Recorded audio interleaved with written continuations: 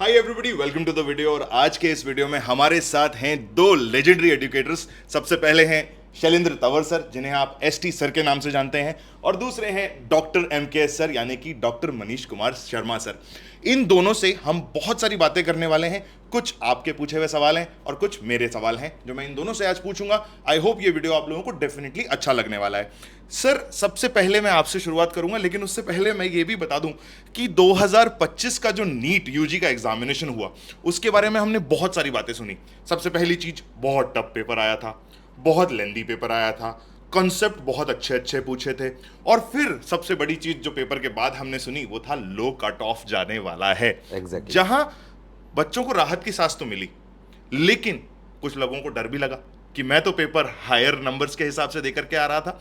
लेकिन उन सारी चीजों को अब धीरे धीरे सप्रेस कर दिया गया है और बच्चा जो है 2026 की तरफ आगे देख रहा है। अच्छा, इसी रिगार्डिंग मेरा सबसे पहला सवाल जो आपसे है सर, कि 2026 के लिए हम ऐसा क्या मिशन लेकर के आ रहे हैं जो बच्चों के लिए बेनिफिशियल होगा? सबसे पहली बात आकाश सर, आपने बहुत सही कहा कि 2025 के बारे में हम बहुत बातें कर चुके हैं जी। बच्चों को पता चल गया है, बच्चे ने पेपर दिया भी है। ये बातें उन लोगों के लिए थी जो 2026 में पेपर पहली बार अपीयर होने वाले थे। उन लोगों के लिए था कि पेपर किस लेवल का आया है। और हमने 2025 के लिए बहुत बातें कर चुकी थी, वो लेंदी था। लेकिन हम क्या कर सकते हैं, हमने 2025 से क्या सीखा, वो सबसे काम की चीज है। हमने ये सीखा है कि यार हमारी तैयारी उस लेवल की होनी चाहिए, चाहे पेपर इजी हो, चाहे फिजिक्स टफ हो, चाहे केमिस्ट्री टफ हो, चाहे बायो टफ हो, चाहे तीनों ही लेंदी हो। हमारी तैयारी उस लेवल की होनी चाहिए कि हमें पहले पेपर देखने से पहले यह देखना जरूरी हो जाए कि यार पेपर की लेंदीनेस कितनी है। राइट। अगर हम पेपर अटेम्प्ट करने से पहले यह देखना स्टार्ट कर दें कि यार पेपर क्या 650 लेवल का है या 550 लेवल का है, राइट, तो हमारी सोचने समझने का नजरिया ही चेंज हो जाता है। समझ गए। तो ये सबसे बड़ी बात थी जो सीखने लायक 2025 में दिया। ठीक है। पेपर अपने मोड चेंज करता है जो इन्होंने इस बार किया। हाँ, अब हम इससे सीखकर 2026 में किस लेवल पे जा सकते हैं, उसके लिए बहुत सारी चीजें हम इंप्लीमेंट करने वाले हैं। जैसे आपको अपने करिकुलम के अंदर कुछ ऐसे पेपर्स देखने को मिलेंगे जिसमें फिजिक्स बहुत टफ होगी अपने माइनर टेस्ट में। ओके। और वो क्वेश्चन पेपर हमने बना फ्रेम करना स्टार्ट भी कर दिया है। ओके। हो सकता है उसमें आपको केमिस्ट्री मिल जाए, हो सकता है बायो मिल जाए, हो सकता है आपको तीनों ही लेंदी मिले, क्वेश्चन टफ ना हो। तो अलग अलग माइनर्स के अंदर टेस्ट पेपर के अंदर जो मंथली और 21 डेज में होते हैं, उनके अंदर स्टूडेंट्स को 2026 के लिए ये सब प्रोवाइड किया जा रहा है। ठीक है। और अल्टीमेटली हमारा मिशन यह है कि बच्चा 2026 में अमेजिंग नंबर्स के साथ सिलेक्शन लेकर के यहाँ से सिलेक्शन में एक और चीज ऐड करना चाहूंगा। सिलेक्शन का मतलब ये नहीं है कि आपको इतने मार्क्स लाने।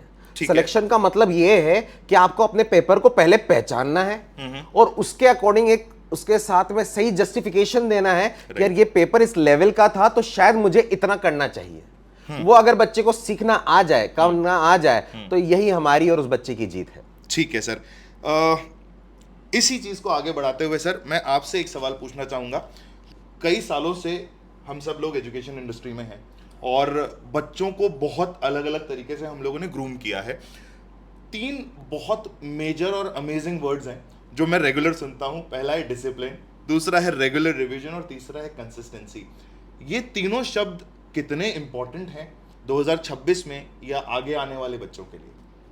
सर, नीट 2026 ही क्यों, किसी भी बच्चे के लिए या बच्चा ही क्यों, हम सब के लिए अगर हमारे लाइफ में डिसिप्लिन नहीं है, कंसिस्टेंसी नहीं है, तो ऑब्वियस सी बात है हमारी जो क्वालिटी ऑफ लाइफ है वो बहुत बेहतर नहीं हो सकती है।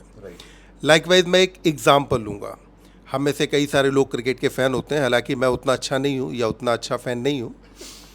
तो किसी भी एक प्लेयर को अगर आप देखें तो वो प्लेयर अगर एक 3 घंटे का मैच खेलने आ रहा है तो आप तो उसे सिर्फ 3 घंटे देख रहे हैं ना, पर क्या वही player through out the year या थ्रू आउट द करियर अपना डिसिप्लिन मेंटेन करके नहीं रखता?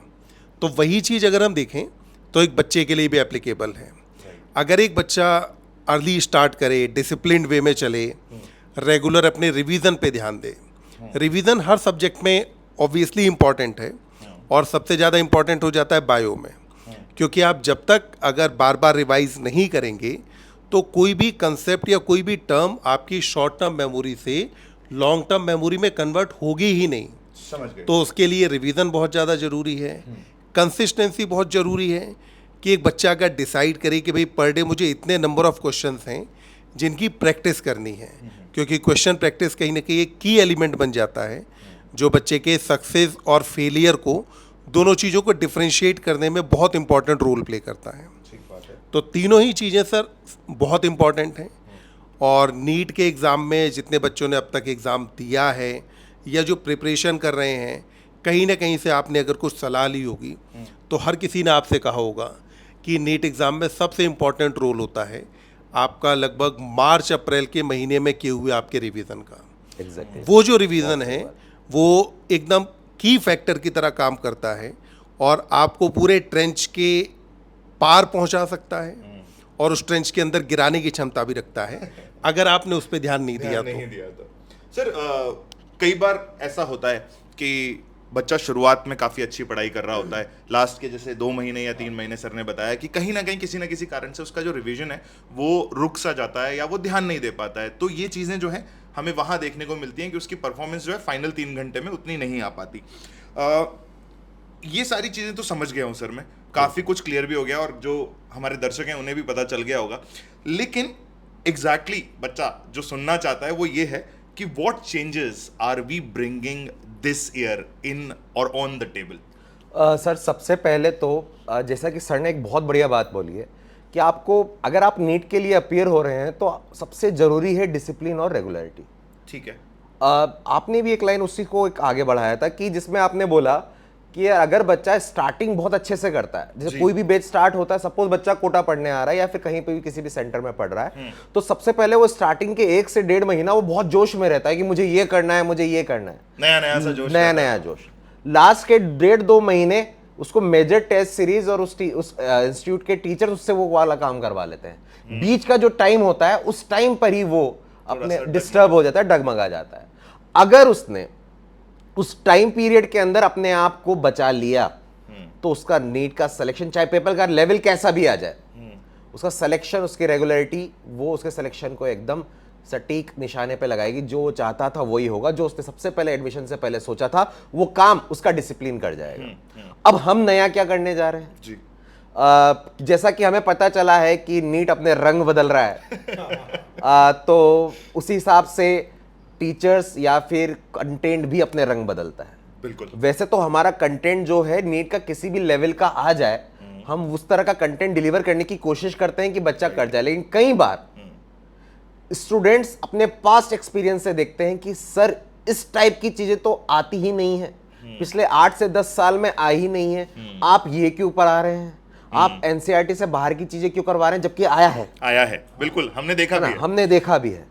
तो कई बार बच्चे के कारण टीचर चाहते हुए भी कि मुझे ये कराना है, नहीं करा पाता है। इस बार हम उस बच्चे की नहीं सुनने वाले हैं। अच्छा, क्योंकि हमें पता है कि भाई पेपर में इस टॉपिक से रिलेटेड क्या क्या आ सकता है, चाहे वो एनसीईआरटी का हो या फिर एनसीईआरटी से एक कदम आगे हो, जो उसने जिस टाइप के क्वेश्चन उसने शायद एनसीईआरटी में देने की कोशिश नहीं की, लेकिन हिंट दे दिया हो कहीं ना कहीं। हिंट दे दिया हो। तो हमारे कंटेंट के अंदर जो लास्ट ईयर के कंपैरिजन में बच्चों को बहुत अलग डिफरेंस देखने को मिलेगा।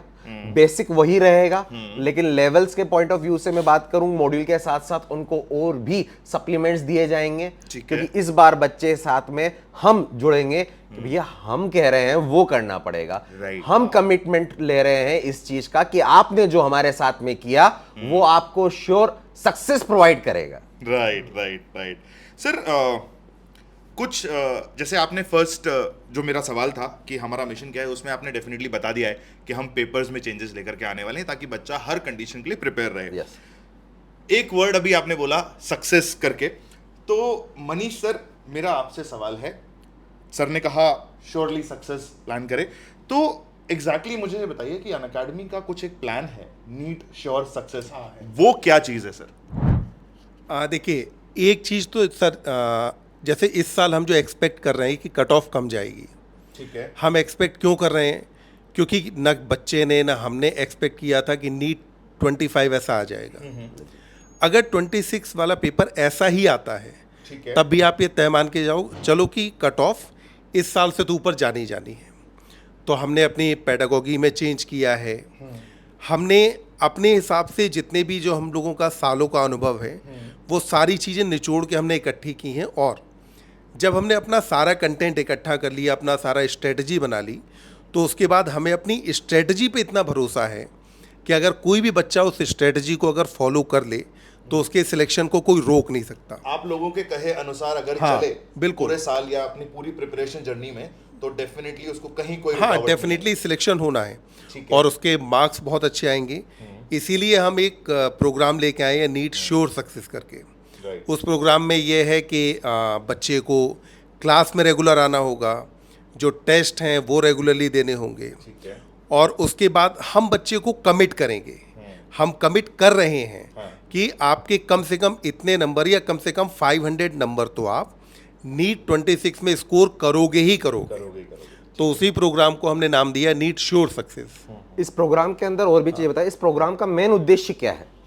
जैसा कि हमने कहा कि यार डिसिप्लिन और रेगुलरिटी आपको अपने लक्ष्य की तरफ डेफिनेटली ले जाएगी। बिल्कुल। स्टूडेंट स्टार्टिंग बहुत अच्छी करता है, एंडिंग सिस्टम उसको करवा देता है, बीच का जो टाइम है जैसा कि मैंने बोला वहां पर वो फंसता है, वहां पे फंसता है। इसलिए इस नीट श्योर सक्सेस प्रोग्राम के अंदर हमने ये जरूरी शर्त रखी है, आपको सिर्फ और सिर्फ हमारे कहे अनुसार सिर्फ डिसिप्लिन में और अपने आप को रेगुलर रखना है। इसीलिए इस प्रोग्राम में हमने 90% अटेंडेंस मस्ट रखी है कि आपकी 90% अटेंडेंस होनी चाहिए। साथ में अनअकैडमी सेंटर पे जो भी टेस्ट होंगे उसमें मिनिमम आपकी अटेंडेंस टेस्ट के अंदर भी 90% होनी चाहिए। अगर आप इतना रेगुलर और इतना डिसिप्लिन रहेंगे तो ये एग्जाम यही तो चाहता है, राइट।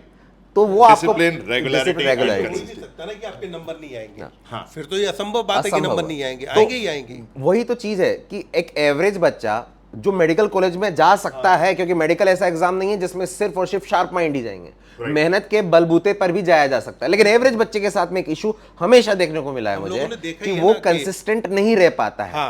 वो बीच में कहीं ना कहीं ऐसा हो जाएगा कि उसको आसपास के दोस्त या माहौल उसको कहीं ना कहीं अपने लक्ष्य से डाइवर्ट कर देते हैं। उसीलिए बीच में हमने ये चीजें बिठाई हैं, आपको 90% अटेंडेंस रखनी पड़ेगी, हमारे कहे अनुसार चलना पड़ेगा। हम इस श्योर सक्सेस प्रोग्राम के अंदर आपको एक और गारंटी देते हैं। आपके मार्क्स की गारंटी तो दे ही रहे हैं, वो किस बेसिस पे दे रहे हैं? वो इस बेसिस पे दे रहे हैं कि हमने आपके सिलेबस की एंड डेट भी डिसाइड कर रखी है कि इस तारीख को खत्म होना है, तो इसी तारीख को खत्म होना है। तो जब हम अपनी तरफ से कमिटमेंट के लिए तैयार हैं, तो हमें आपकी तरफ से सिर्फ एक ही कमिटमेंट चाहिए, that is discipline and regularity. यार ये चीज़ मैंने व्हेन आई वाज स्टडिंग मैंने कई बार ऐसा सुना है, और वही चीज़ सुन करके मैं आज बच्चों को कई बार बोलता भी हूँ कि अगर आप अपना 100% देते हैं एज अ स्टूडेंट, तो टीचर्स जो हैं या आपके जो एडुकेटर्स हैं वो आपके साथ 200% मेहनत करने को तैयार है। वो कहीं ना कहीं यहाँ नज़र आ रहा है कि हमने अपने चेंजेस कर लिए हैं, अब वक्त है आपको अपने अंदर चेंजेस लाने का। डिसिप्लिन से रहिए, रेगुलर रिवीजन कीजिए, रेगुलर क्लास अटेंड करिए, और उसके साथ साथ कंसिस्टेंसी बनाए रखिए कि आप जब भी कोई प्रॉब्लम फेस कर रहे होंगे अपने एडुकेटर्स से मिलेंगे, उनसे बात करेंगे और अपनी सारी प्रॉब्लम्स का हल उनसे लेंगे, और यहाँ आपको हल मिलेगा भी।